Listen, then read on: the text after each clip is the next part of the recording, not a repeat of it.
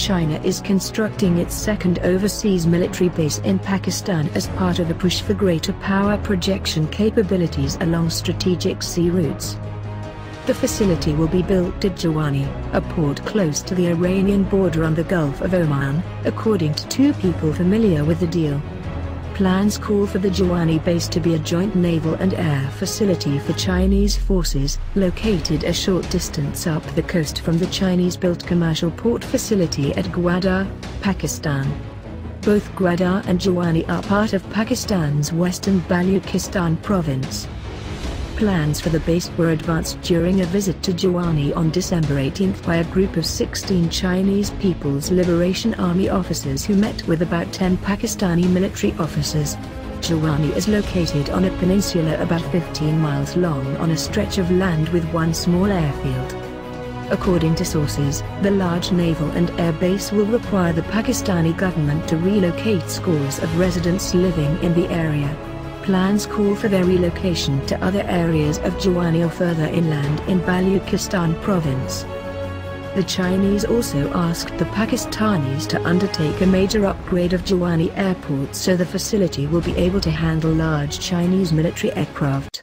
Work on the airport improvements is expected to begin in July.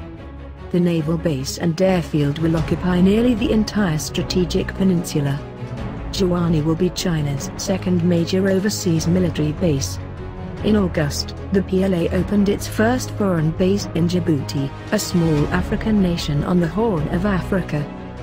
The Pentagon has dubbed China's foreign military basing ambitions the string of pearls strategy.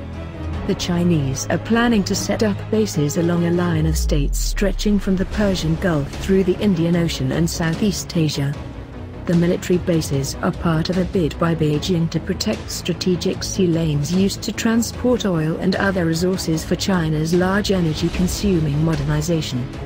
Chinese Communist Party and military leaders fear the country could be crippled by foreign powers through a blockade or other military interdiction operations to disrupt oil shipments to China along the sea route during a crisis or conflict.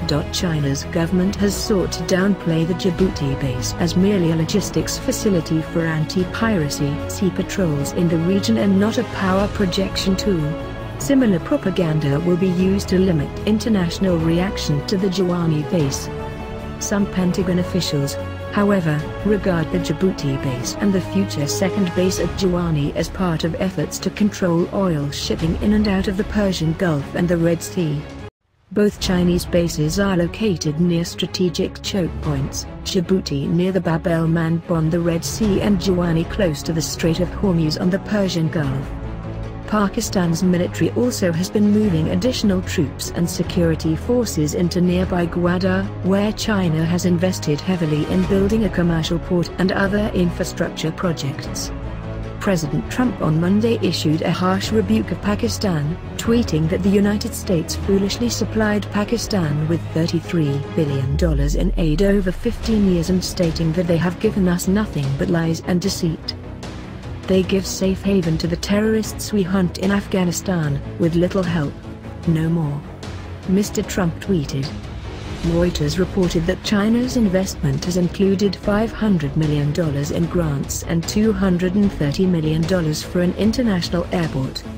China is also promoting what Beijing calls the Belt and Road Initiative, a development program of land and sea routes over 60 nations in Asia, Europe, and Africa.